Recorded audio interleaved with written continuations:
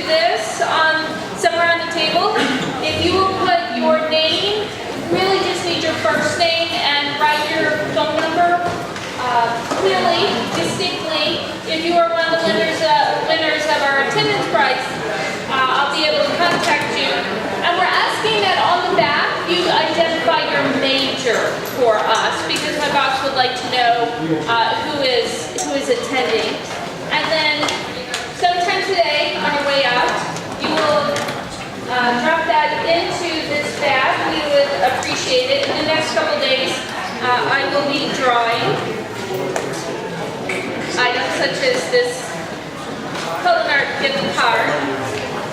Some of you have Professor Luce, Professor Inver, or you have me, and you are reminded you need a selfie with me in the background to upload for your assignment credits. So we will give you a couple minutes, and then we remind you to go ahead and silence your phone. I have already done that hours ago because I knew I wouldn't forget. So if you will do that, we will appreciate it. You will also see our next event, Speed Networking. Flyers are on the table. As far as I know, you do not need to sign up, so please attend. And then my last announcement, before I introduce our speakers, for those of you who are attending the documentary series today at 3 o'clock, it's in Penn Hall. For those of you who are not familiar with this campus, this one is Founders right out here. Penn Hall is to the right. You want to take one of the main level entrance doors, and the lecture halls or auditoriums are in the back. You want one, the lecture hall 257 is on the left side. And then, now to the main event. Let me introduce our speaker. So, we have Chef Abruzzi. He is actually an alumni, and I'm sorry, I skipped something. Where is Jackie? Jackie. We're going to introduce Jackie first. Sure. Jackie is from the foundation and the alumni office. Well, we just wanted to thank all of you guys for coming out today, and there's always a lot going on during the day, so thanks for making it a successful event for our speakers. I certainly want to thank our speakers today for coming. It's always nice to see people out in the community come in and help our students along, and I did want to jump in front and alert everybody that Drew is no longer the college, so it's always interesting to get that feedback as far as somebody who was in your shoes not that long ago and see what they're doing today. But the Alumni Association is always excited to sponsor any events like this that we can and kind of help make them possible for the business department. So I hope you guys can Give me a present. And they gave you pizza and cookies. And pizza. And pizza. So, if you would like to thank Jackie, you may. So we have, first up, we have Andrew, who is, again, an alumni. He is the executive chef at Pineville Tavern. That is just one of the hats that he wears. He's also in the construction industry, which he may touch on. He did graduate after attending Bucks. He graduated from the University of Delaware, and he may look familiar to you if you watch Food Network, as he has been on several of their shows, including my family favorite, Guy Fieri's show. Next, we have Kristen Seeger, who is a recruiter. So she is the person that you might meet, the type of person you might meet at our employment job fair, which I believe is in a couple days or tomorrow.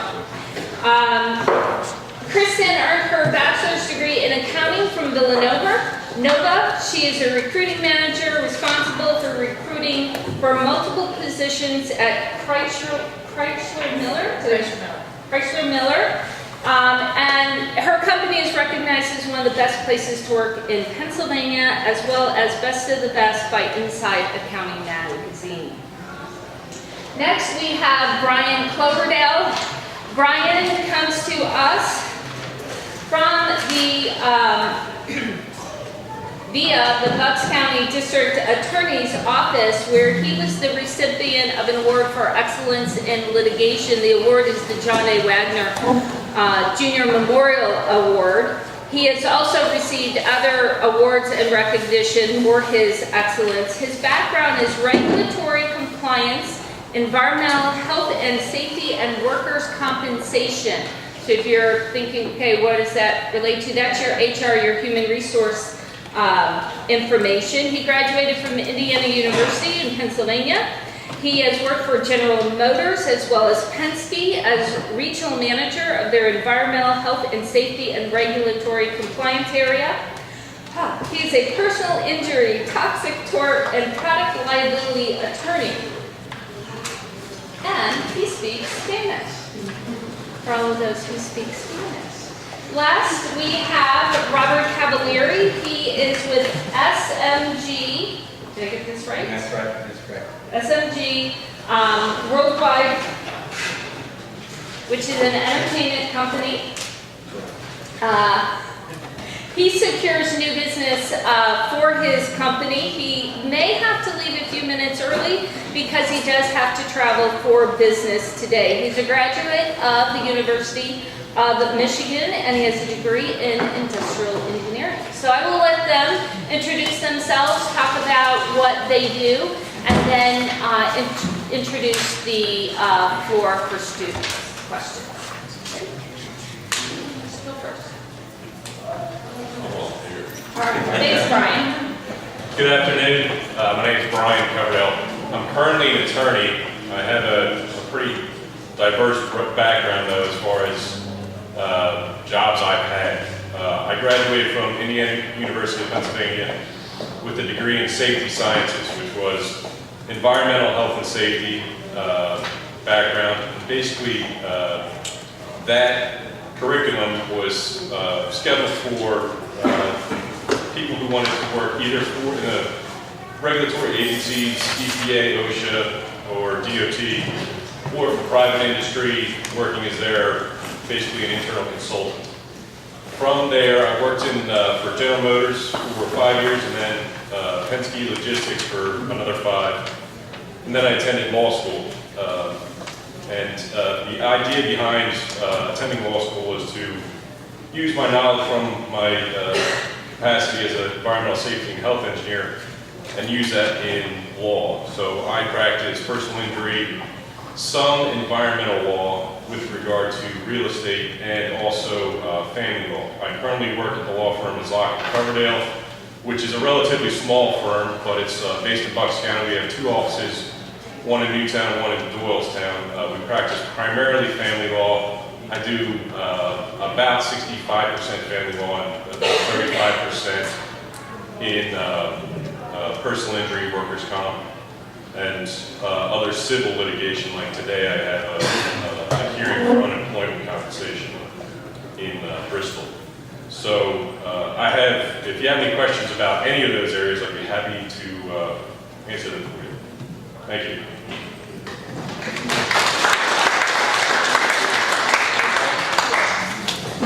All right. My name is Bob Cavalieri, and yeah, I did go to University of Michigan to get an engineering degree, but I also got a law degree. So there's 2 of us up here. And I don't practice law. I use my law degree and my engineering degree every single day that I work. But I don't practice engineering and I don't practice law. Just keep that in mind. SMG as a company is, while we're in the entertainment field, what we do as a company is we manage arenas, stadiums, convention centers, theaters, public assembly facilities of all types. All over North America, all over the United States, Canada, Mexico. We have a European division. We have a lot of facilities in Europe. We have facilities in Puerto Rico and the Caribbean that we manage. And basically, we were started as a company by Hyatt Hotels. I don't know if you know, but most hotels are built by a developer, and then the name brands come in, Hyatt, Sheraton come in, and they operate. Well, we do the same thing with these facilities that I just mentioned. We come in and we operate. So I do business development for the company. I have to find those new facilities to run and operate wherever they might be. But I think it's important for everybody to know that, yeah, it's exciting. We do lots of events. We have concerts, we have family shows, we have things like that that we do. You know, and we have a lot of night work. You know, our normal business hours are nights, weekends, and holidays when you're running these places, just like the chef over there. But it is also a business. There are disciplines that we go through in our business: finance, operations, administration, marketing. There's a couple of skill sets you have to learn on the job, like booking and event marketing, but you have to have a marketing background. So it's a field that you can go into from all kinds of different areas. Our company, SMG, is located in Conshohocken, Pennsylvania. We have a competitor that's also located in this area. It's called Global Spectrum, and it's out of the Wells Fargo Center downtown. So there's actually two companies, which are the two biggest companies in this field in North America, located right here in Philadelphia. So it's something to think about if you're interested in that field. You're going to have to work. There's no free lunch. It's hard work. You got to work. A lot of times it's entry level, and get out there and learn the task. But bring your skill set with you and decide whether you've got a marketing bent or a finance bent or an operations bent or a variety of other things. And we get into everything. We get into human resources, we get into environmental issues, we get into everything under the sun. Because you're running a business, and business has every one of those aspects. So thank you.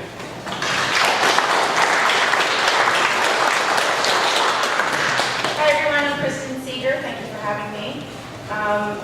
Likewise, my career path has been a mix of, I started out with an accounting degree, went to work for KPMG, which is a big four public accounting firm in Center City. Was climbing the ladder, getting my CPA license, all the blood, sweat, and tears that are involved in that, and then decided to switch careers and go into recruiting. My accounting background served me very well, and the connections that I've made there. From there, I went to work for a recruiting firm, a third-party recruiting firm, which you probably haven't experienced yet at this point. Most of the recruiters that you're working with as students are the corporate recruiters that work for a specific company.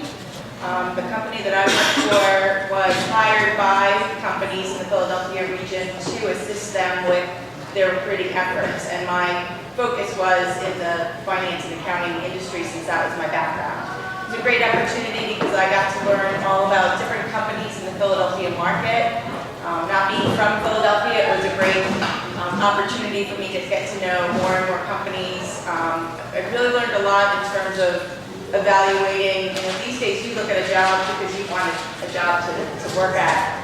If you're looking at these days, you used to look at the newspaper, but no one looks in the newspaper for a job anymore. If you're looking at Monster, and you start to get, when you're doing it on a day-to-day basis, you start to see the same companies always hiring for that same position. And it used to be that I'd think, like, wow, they must be great, they're always hiring. Well, now I look at it a little differently, like maybe there's something wrong if they're always hiring for that same position. Why are people not staying in that? So it really gave me, it opened my eyes to really evaluating opportunities. I did that for 10 years. It was a commission-based job, so it was a little bit more of a sales type position. The work environment in that specific company was a little more beat you up and build you up. You can function more as an island as opposed to being on a team, which doesn't really suit my personality and the core of who I am. I was making a ton of money, and that was great, and I thought, well, maybe you can't have it all. I've got a great network of family and friends, but I didn't really necessarily fit in well with the people that I worked with. And for a while, I thought maybe that's just the way things are. I've since kind of learned that you can have it all. After a while, I was going on Kreischer Miller, where I work currently. They were a client of mine. Two of my former managers at KPMG had left there, gone to Kreischer Miller. Again, I'm not from the area, so I had never heard of this regional firm. Like, who's Kreischer Miller? A lot of people couldn't even say to me. And as I would hire for them as a third-party recruiter, I got to know more and more about their people and their culture. And honestly, the place just sold itself. Everyone that I'd send there for a job interview came back and wanted the job. And anyone that I worked with was always a pleasure to deal with. So one day I'm calling on the HR manager and I find out that she's left. So I call her boss to see who's my new point of contact. And I had worked with her previously and she said, we haven't found anyone yet. Do you know of anyone? I talk to HR people all day. What are you looking for? And she's telling me, and I'm taking notes. I can't say I'm the brightest person at all times because it didn't even go off in my head that as she's writing notes, she's basically writing out what exactly I do. Luckily, for my benefit, she said, hey, wait a minute, would you want to come work for me? And I was like, oh my God, I could not only work and do a job that I love, but work in an environment where I enjoy the people and the culture. And so I'll be there 8 years in July, and I can't say enough great things. You mentioned some of the awards that we won, and even recently we won top workplaces in Philly within the last month. So it's just a credit to finding a company where you enjoy the culture and the people. To me, it's like going to work with friends every day. And that's what makes me want to get up. So hopefully we touch upon, and if you guys have any questions today, I think it's really important not only to find the function that you love to do, but find a company where you can really, I can do so many things that don't work specifically have to do with my function of recruiting. I get involved in marketing and business development, and it's just that kind of a company where they're like, you want to do it, go for it. I mean, they're always open to new ideas, which is great because I'm an idea person, but then you got to be careful because they'll be like, great, run with it. But it will give you a lot of opportunities to try things that you might not if you don't ask. So feel free to ask any questions about that. And thank you for having me.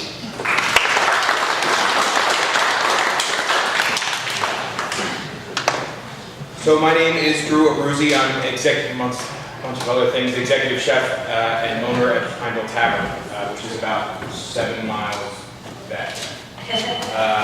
We are a family-owned restaurant, 26 years this past January, which is quite a feat in the restaurant business if you're not familiar with it. We've kind of always based our philosophies on growing and changing. I have, again, the resume came out before. I'm an alumni of Bucks County Community College. I started here in 2000. I didn't know what I really wanted to do. I knew that this was kind of part of my life, and it always had been part of my life, but I wanted to make sure I didn't leap into something just because that's what everybody else wanted me to do. So I came here for a year. I was in the HRM and Chef Apprenticeship program with Mr. Arrowwood in the back there, Mr. Arrowwood.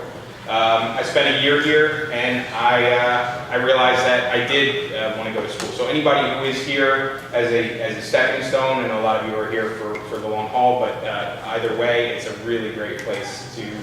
I went to University of Delaware, I have a bachelor's in hotel, restaurant, and institutional management, and an associate's degree in culinary arts from CIA in Hyde Park.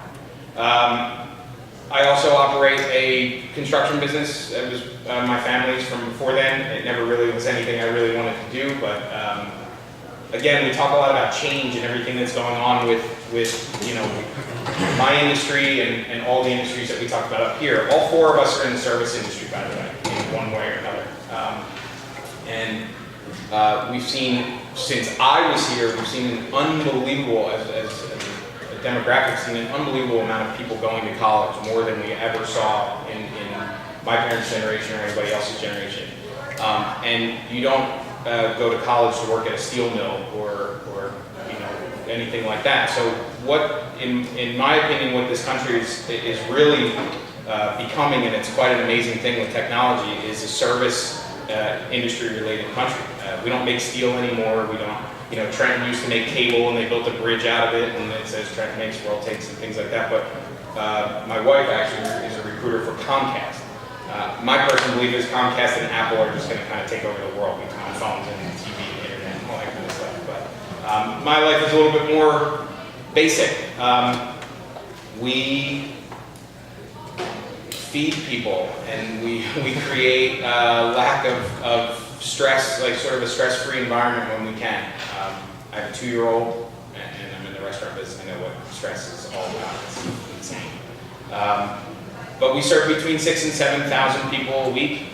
It's a pretty high volume restaurant. I'm also in the process of opening another restaurant, which is on the complete opposite end of the spectrum. It's almost more of a self-service and takeout drive-through concept that involves real American-style barbecue. And I say American because it's non-regional. It's kind of a mix of everywhere.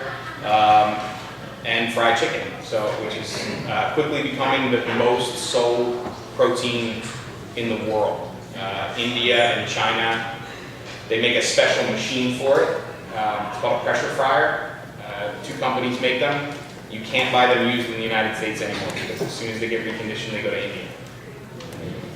So, if you're interested in talking about anything in the restaurant business, if you're interested in talking about anything in the construction business, but most importantly, if you want to ask me any questions about entrepreneurship, that's one thing that the private aspect of the restaurant industry has over the corporate structure. Something like Applebee's or Fridays or anything like that. When people come to work for me, it's an ability to learn. We talked about all the work, everybody talked about all the working parts of their business. I have 60 vendors, 100 employees. We have people who sell us energy. We have people who sell us lettuce. We have people who sell us social media. It's a really interesting time to be in business for yourself. And if I can help in any way, if you don't know what you want to do or you do and you just have questions about it, please just ask away. All right? Thank you.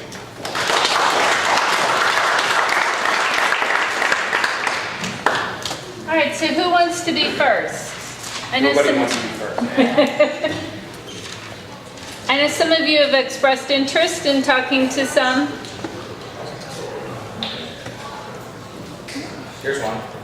Right up Thank you. Recruiting, what is it you do specifically? So my function is to recruit for any of the open positions in my firm. Being a public accounting firm, the majority of our people are either in audit or tax, but then I also have administrative folks, IT, we have smaller divisions, so our largest service group is our audit practice, which is about 100 people. That is our tax practice, which has about 60 people. We also have a human capital group, which basically functions like an executive search practice for our clients. So those are other recruiters. We also have a technology practice, which would assist our clients with their technology. Everyone has technology issues these days, so if something's not running properly, it would be more from the accounting software package, from implementation to if something's, chart of accounts isn't reconciling, things like that. So I could have to recruit for any of those people. That could be from the college level, so I do a lot of college recruiting, all the way up through recruiting for a director, which are basically our partners. I have a question. Tomorrow we have a job fair. I believe it's tomorrow? All right, tomorrow we have a job fair. And what would be the most appropriate way to present themselves? Because as students, they often have jobs where they're going to be dressed casually, but if you could just give some hints, tips of what they could do to set themselves apart. Okay. You always want to stand out, and I would say all the stuff that your mom used to say to you is actually now going to come to fruition. Dress nice, tuck your shirt in, that kind of stuff. If you can wear a suit, I always just think that's impressive. It shows that you're taking it seriously. If you do have a job that you're running to after class, maybe just dress up as much as you can and explain to whoever you're meeting, like I'm not in a suit today because I work in a restaurant and I'm going to work right from here and I need to be in more business casual. I think being self-aware is probably the most important thing, and by that I mean knowing what do you want to tell me? What are your strengths? You're probably not going to want to tell me your weaknesses. But in an interview, I think I'm probably going to ask you those questions anyway, so as long as you can speak to them. Typically, my questions in an interview, I know I'll touch upon the career fair, but in an interview, they're very behavioral based. So I'm looking to see if you have certain traits, and I'm usually going to ask you those questions and ask for an example from the past. So coming in with that knowledge and being prepared is very important. Tomorrow, and I'll be honest, in school, I was a big chicken. I actually didn't even go to the career fairs. I was too intimidated. I know, so shame on me. Please don't take that as advice. by any means. But the thing was, I didn't know what to do. I was afraid people were going to be asking questions and I wouldn't know what to answer. Basically, anyone at a career fair is looking to talk to you just to give you information. So if you don't know what to ask, come up to me and say, hi, my name is Jane Smith. I have no idea what I'm supposed to ask you. I would rather have a question like that than someone not come. You probably want to be finding out what the company does, and if you can, if there's a list of the companies that are going to be in attendance, maybe look them up, look at their website. If you are, I'll just use the county major, see which accounting firms are coming, or see which corporate companies have accounting positions that they might be looking for, and target them first. And then if you run out of time, maybe you'll skip the others, but at least go in with a strategy. And basically you want to have a 2-minute, if you can, kind of speech of, hi, my name is Kristen Seeger, and this is my major. Here are the things I think I'm great at. Can you tell me? Ask them about that. Everyone loves to talk about themselves, myself included.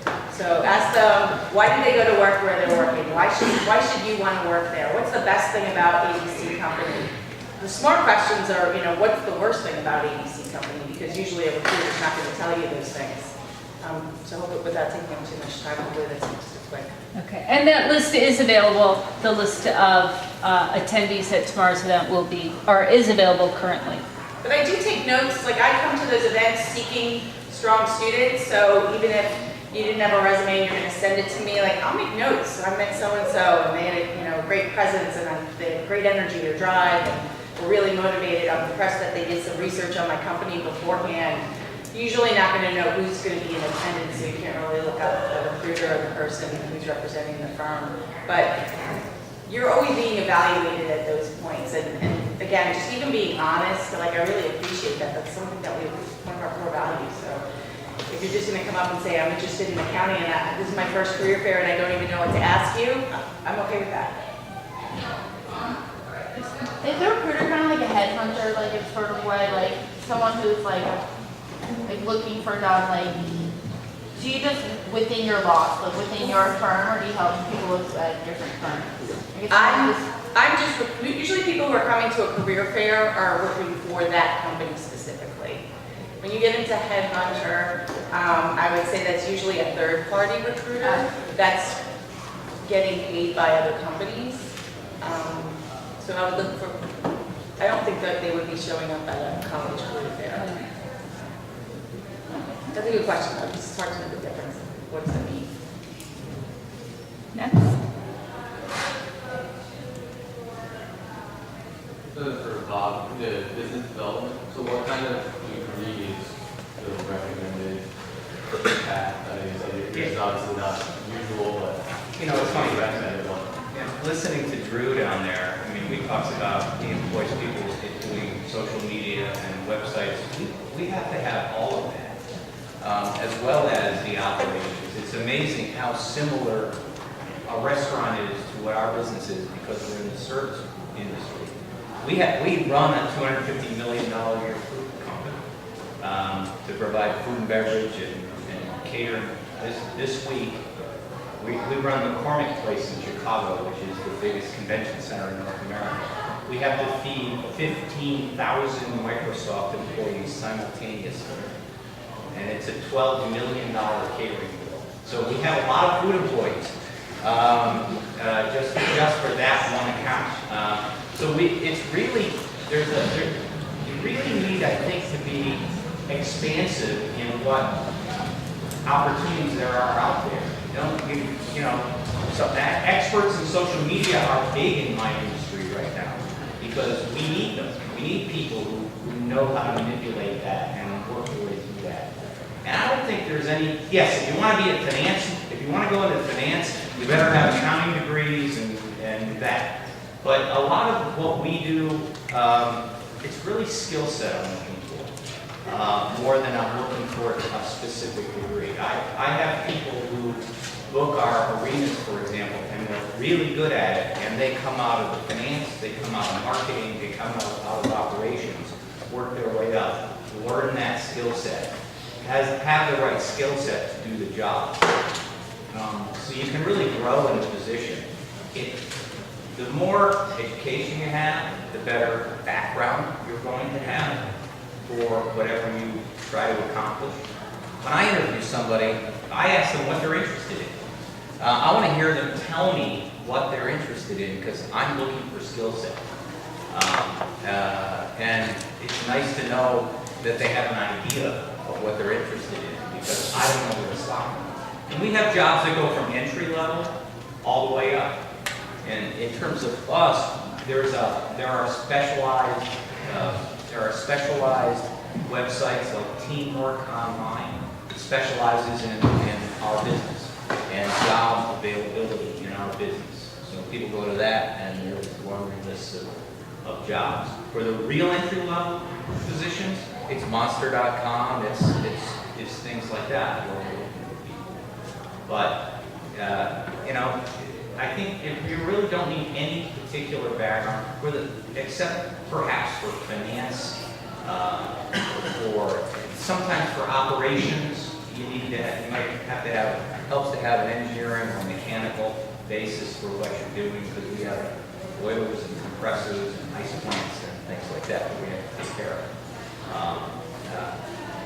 But there's a lot of jobs where it's just a skill set, interpersonal skills, speaking skills. We have a lot of sales jobs. We're selling advertising, sponsorship, naming rights, selling tickets, we're selling suites and premium seating and convention space. We actually have training programs that we use for sales to sell not only convention space, but also to sell advertising, sponsorship, and to sell food. We train people to sell food because it's a specialty. Being able to sell it, not only just prepare it, but to be able to sell it. So, come on the gamble. I hope I answered that. It was a long-winded answer. Kristen? Hi, I have a question for the attorney. I'm kind of interested in law, whether it be paralegal, or how do you for a college student, how do you get involved, start, it's good to have experience, and how do you you know what I'm saying? If you're interested in a career in law, best way to get experience is working within a firm in any capacity. You could be working as a receptionist, clerk, what have you. But there is, because this is my second career, I had a lot of misconceptions about what the law was. And one of the biggest surprises was how specialized firms can be. Particularly, if you're not going to see a lot of general practice firms anymore. It's more either they do criminal defense or they do family law or they do business law, or some firms just do workers' compensation. That's their bread and butter. That's all they do every day. So I would, to get a better idea, get your foot in the door, definitely. It always helps to have any law firm on your resume, because even if it's just a stepping stone and you don't stay with that particular firm, it's a law firm on your resume, which another law firm is going to recognize. So working in any capacity in a law firm is a good idea.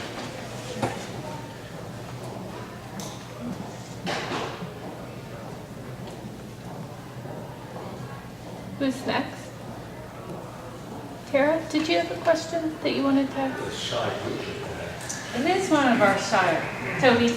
Can you speak, for all of you, maybe a little bit about the importance of soft skills? I think both of you mentioned it a little bit in your remarks. The importance of developing that and running a lot of networking, those kinds of activities. And when it comes time for especially in the restaurant business, that obviously you have your wait staff be personable and have the proper etiquette to serve the customer.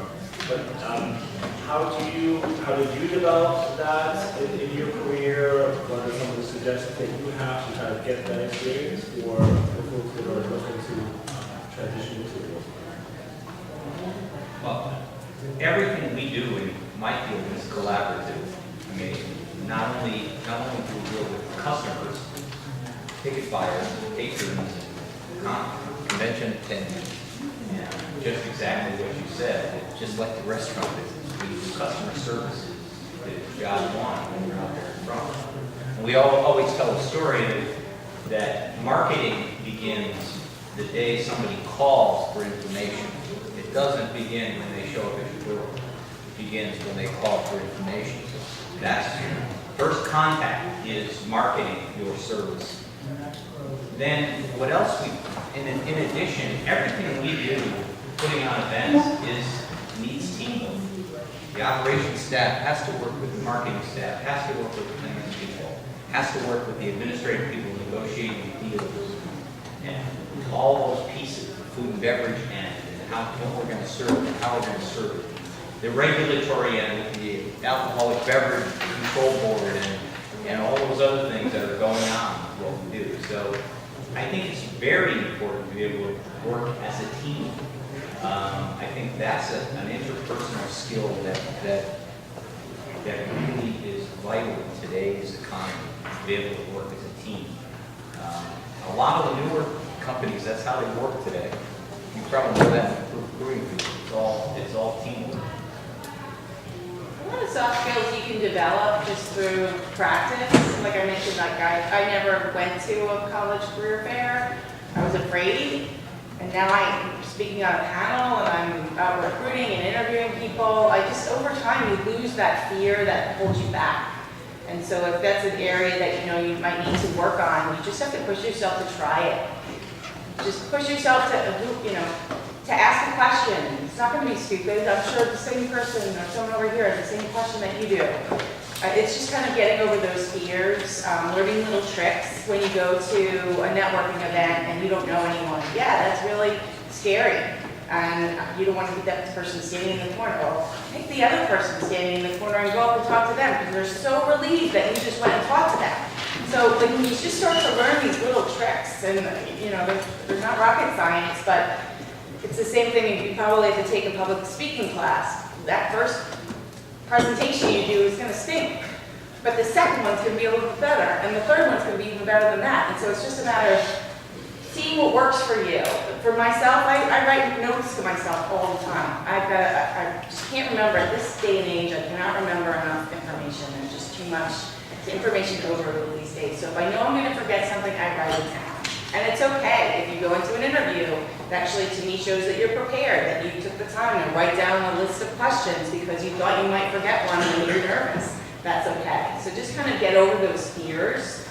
And soft skills are really important, but you're not born with them. You need to develop them. Our partners that are out there are bringing in business weren't experts at that when they started as staff.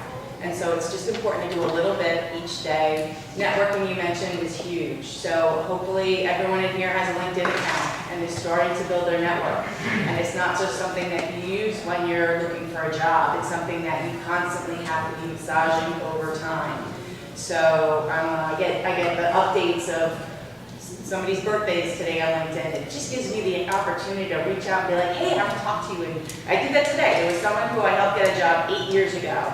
And it just happened to say, and I don't really even know her that well, but she was referred to me. I couldn't hire her. I knew someone else that was looking to hire someone, and I referred her. A lot of people get jobs because they know somebody, not because they applied. I think my last 2 jobs I got because I knew somebody at that company. So start building your networks. That's probably the biggest thing you could work on in college. Everyone that you meet can probably be a connection for you. Anyone on this panel, grab a business card, send them an invitation on LinkedIn. Don't use the generic one that says, I'd like to add you to my LinkedIn contact list. Say, hey, you spoke on a panel today. I was really impressed with you. Or, I don't know, something in your teeth. Whatever, I'm just kidding around. But like, do something that will make you stand out. And I'll be like, oh yeah, maybe I don't remember you specifically, but oh yeah, I was speaking on a panel today. That's so awesome that they reached out to me. And then maybe you'll see that I'm connected to someone that you're interviewing next week. Reach out to me and say, but people love to help other people. So be building that network now, and that network is going to help you later on. And hopefully you'll be helping other people in your network later on too. It's a give and take. I actually have 2 questions. Oh, watch. Yeah, I'd like to ask, I'm an international student, and right now I'm majoring in engineering. So I'm going to graduate this spring, and I have 3 months in summer where I will not do anything since I'm an international administration student, I'm not allowed to work off campus. So I was wondering if I can somehow like voluntarily work for you guys, like use my skills and learn things from you. Is that possible? And like voluntarily working without getting paid for anything, or transportation, anything, I would support myself. But I was wondering if you guys can like sort of like a hire but not hiring, just the person that comes and works with you. Anything you ask, anything you want, we'll do. Use my skills and all that. So I'm curious if you do that too. What about networking with engineering firms in the area and making that offer to them? Because I don't know that working for an accounting firm is going to benefit you. I mean, I'm not honestly Yeah. talking to that person. Well, first of all, the wage and hour people don't let us have unpaid internships. We can't do that. You have to be paid. Right. If you intern with Same a with company. me. We have something in my industry that is called externing, which is it's actually for just experience. As far as your industry is concerned, I think you have to really get out and network and find somebody who's who's more specific to you. But I have probably between 12 and 15 either students or people in the industry who work with me every summer, over the holidays, things like that. They don't get paid. It can get a little crazy with insurance is a big thing sometimes when you're working in engineering, but especially when you're working in a kitchen with hot and sharp and all that kind of stuff. It can get dangerous, but you should definitely look into talking with. There's a lot of really great engineering firms in the Philadelphia area that you should be able to find something. And people don't realize what networks are already available to them. Right. You have networks through your church or your friends, your family, through your school, through professors. Use those networks. And I think everyone here will agree that not only as an employer, you're going to consider a resume that's handed to you by someone you know. Much more than it's just a cold call where you receive it in the mail with a cover letter. So that's where those networks are so important. So use them. And it doesn't have to be a direct connection. It can be indirect. So, someone you know or a friend or a family friend or someone at your church happens to know someone else who is a service provider for another company. Well, you ask that service provider to maybe hand deliver your resume. Use your connections. It's a perfect example, but I have a friend who I graduated high school with who's an attorney, and he contacted me because one of my customers at the restaurant was the CEO of one of the largest companies in the United States. And now he is a general counsel for one of their offices based out of Philadelphia. And I'm in a restaurant. I flip hamburgers. I don't know anything about law. But just for reaching out and saying, hey, do you think it would be inappropriate? And I said, well, we'll see what happens. If it is, it is. If it isn't, it isn't. And he ended up with pretty much a dream job. Just because he reached out to somebody who he knew had a connection with that person, didn't know how strong it was, but it's worth that. So again, we talked a lot about who you know as opposed to just what you know. There are a lot of people in this room, I'm sure, who are very good students who are all interested in the same thing. From our end, it's very difficult to differentiate between those, any three people just because of grades on a paper. We don't, that stuff, especially in what I do, does not mean a whole lot to me. And I have an office with about 12 people in it as well, and we just sort of revamped that whole thing. And most of it was not looking at a piece of paper. It was about sitting down and face to face. And we talked about soft skills earlier. Don't be afraid to talk to strangers. You know what I mean? You're old enough where that's not a thing anymore. Just talk to people. You know what I mean? You go to the Gap and you're buying a new T-shirt, and the lady behind the counter looks like she wants you to say hi. Say hi. Ask her if she has any kids. Just 10, 12, 15 years ago, if I was up here as a student talking to you, I probably would have thrown up in a trash can. I would have been shaking so bad I wouldn't have been able to hold my water. You have to just get out there and have experiences and interactions with people as much as possible. It's amazing how many great things have come to me personally in my life just because I said something. For instance, this new business that I'm starting. It's not something that I want to put the money up for personally because I'm putting in what's called sweat equity. I'm going to be doing 90% of the operational work myself while trying to run 2 other businesses. So I would rather have somebody else put the money up. And I found that by having dinner at a restaurant that a friend of mine opened and his business partner, they asked me to go in and make pizza. It's a Neapolitan pizza place. And they asked me as a chef, can you come in on a Tuesday night when it's dead and make 2 pizzas that are your signature pizzas? I said, yeah, no problem. So I went in and made these signature pizzas. Well, the owner just happened to come in, the business partner just happened to come in, and had the same pizza at the same restaurant that I had in Florence 5 years ago on the honeymoon. What is that? Like, what? And he was like, oh, and I said, yeah, I'm thinking about opening a new place, and the money just fell through, and blah, blah, blah. And he said, I'll pay for it. We got to work out the details. He said, but you make pizza like this, I'll do anything. Just get out there, do stuff. I have a new house, a new business, a new baby, the whole thing. I had no time to be going to somebody's restaurant on a Tuesday night when I should have been at my restaurant. But it's a friend and he asked me to do a favor. Do it. Have fun with it and get out there. If you're sitting on your couch watching TV, you're just wasting time if you're looking to get into something. So. I think it's important too to understand, don't get discouraged. Because No. you're going to get blown off by some people, you're going to get ignored by some people. You got to believe in yourself. And you can't get discouraged because you get no's all the time. That's part of the game.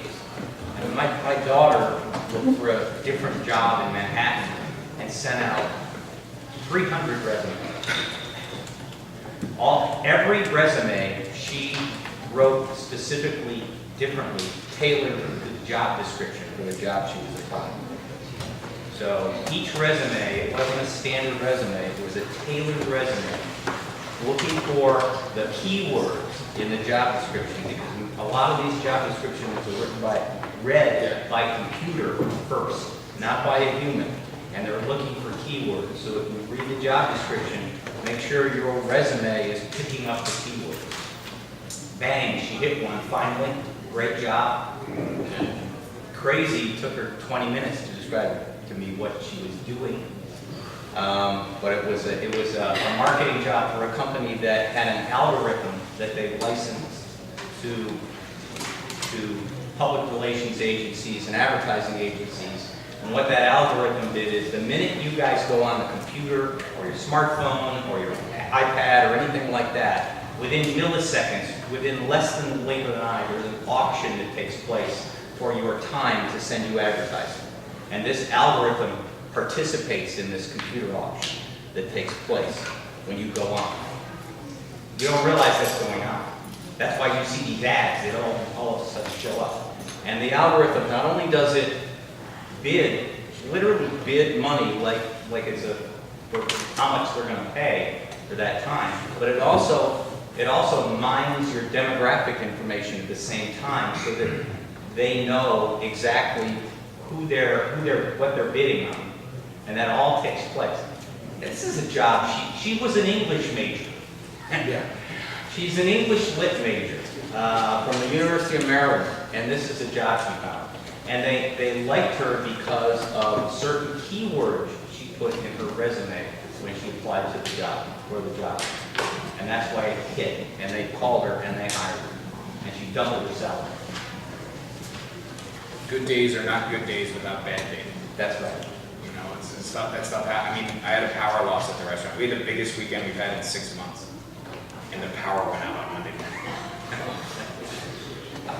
I lost $5,000 for no reason.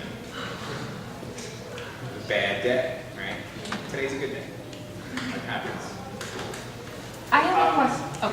I'm saying this because I was, before I came here, I worked 3-4 months at NIH, National Institute of Health in Maryland. I was an interpreter. I speak 5 languages, so I was I helped them a lot to translate into cases because we have one case in center from my country here. He doesn't even speak any language other than his dialect language. So I worked with them volunteer for 3 months, and then while I was working, I learned a lot to see what they're doing, everything. So it's like all the skills I learned from them as well. And that's why I was so crazy if I can maybe help anything I had my skills, so I can help anything now. I mean, in our business, you know, to one of the interns do something in the operations field, I mean, if you think about it around here, there's the Pennsylvania Convention Center downtown that we run. There's the Wells Fargo Center that we don't. There's the Leah Forest Center at Temple University. There's an arena in Trenton.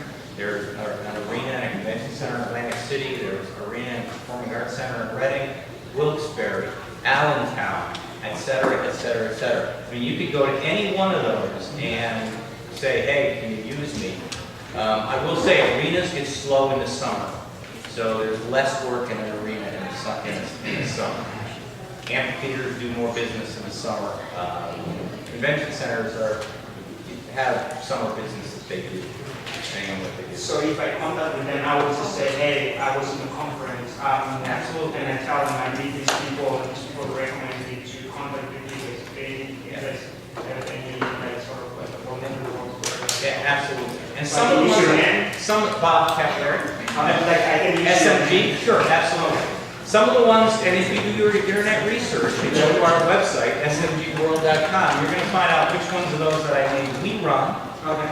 If you go to the Global Spectrum website, you're going to find out which ones that our competitor that from the Wells Fargo Center runs, and you're going to find out which ones are just not affiliated with the private management company. They're all options.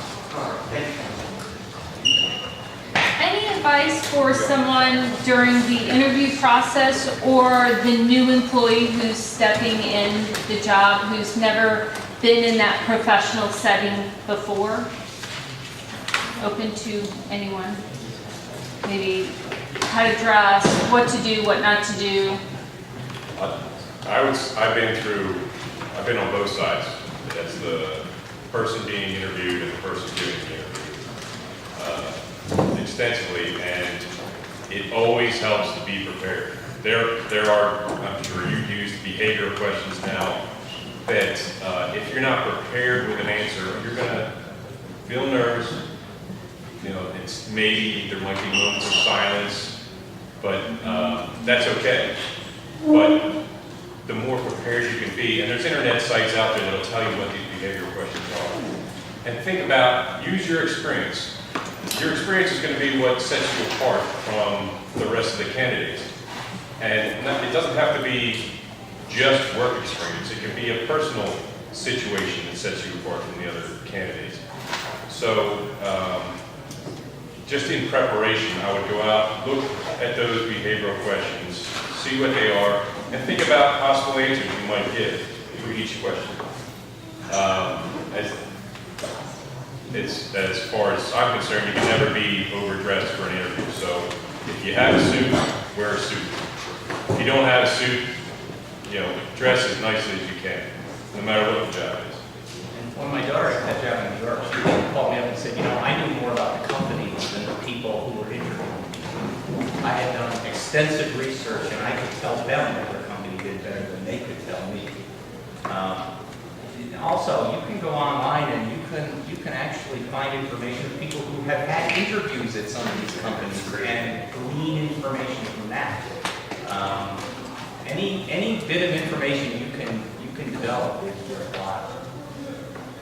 Smile. Be yourself. And believe in yourself. Be yourself. Trust me, nobody wants to hire somebody who's not going to be the person they hired. It's just, you know, you have to, if you're not interested in doing what you're applying, if you're just applying for a job because, you know, in an area like this, my quintessential thing was always kids who didn't need jobs, they didn't need the money, they just got jobs because their parents said that they had to have a job or they weren't allowed to use the car. And it was just like these kids would show up and they just walk around. If you don't want to be there, if you don't want to be doing what you're doing, don't do it. Find something that makes you happy. Be yourself, because nothing's worse than, you know, a really great interview and a really great hire, and then the person gets in and they're just like they were the sun in the interview and now they're just clouds of rain. And one of the questions these employers are asking themselves are, do I want to work with this person every day? Every day. See them more than I see my family. Especially if you're in my business. The interview is a conversation, so make sure that you're ready to be, it's not an interrogation, it's not just us asking you questions, it's you asking us as well. So So you really need to engage the interviewer and come at it as if it's a two-way conversation. So yes, you'll have answers, we'll have questions for you, but you should make sure that you have questions for us as well. That's probably my biggest pet peeve is when someone comes in and I ask, do you have any questions? And they're like, no, you have no questions. You know, ask any, there's so many things, so many areas that you can start to ask questions about, whether it's about the job specifically, about the company culture, about the people that you'll be working with. So definitely come prepared. Chef, I have a question. Can't wait to hear If I this. go to work for you, am I allowed to have my cell phone wired to my ears when I'm back in your kitchen working for you? Not on your person. Rule in the building, the rule in the building is you're not allowed to have your phone on your person. It's there for work. We have a telephone. It comes out of the wall, it's got a wire on it. I know a lot of people don't, see that very often anymore. If you have an emergency, there's a 99% chance your family knows exactly where you are. Okay, if somebody's trying to get a hold of you, I have 7 phone lines, they ring in succession, they're never all busy at the same time.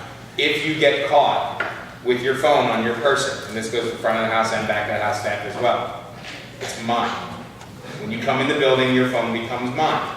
Does this sound familiar? Yes. Okay, we have a room full of people who were a lot more recently than me in high school, right? I have a bucket. It's a literal wing bucket with a lid on it, and if your name is on the side of the bucket, when you come in the building, you put your phone in the bucket. That's all there is to it. That's how ridiculous it gets sometimes. But there has to be a certain amount of rules in the work. And, again, it's just, these things are so dangerous. I wish I didn't have one. I wish I could just throw it out the window, honestly. Well, I was just playing devil's advocate because I actually feel students, I dealt with you. And I think you did pretty good for yourself. I think I was pretty good on this. The point I agree, just as a devil's advocate, I have to ask, or just mention the fact that one of the questions, one of the most important questions I ask graduate students is how important is your technology to your job? Absolutely. Because they have to, in many cases, they simply need to prioritize how important their technology is in the moment of the function of the job. It's really not that important. No, it's not. And I completely agree with that. And I have probably the least technologically reliant job out of anybody sitting up here at this point. And I use technology every second of every day. So there are, I think to your point, there are a lot of reasons to use technology, and there are a lot of points of technology that just need to be kept out. But, again, between when I got into this industry and I got into this business, guys used to show up from food service companies, and you know this, with a case of prime rib in their trunk covered in ice, and they would try and sell you something that fell off the back of the truck.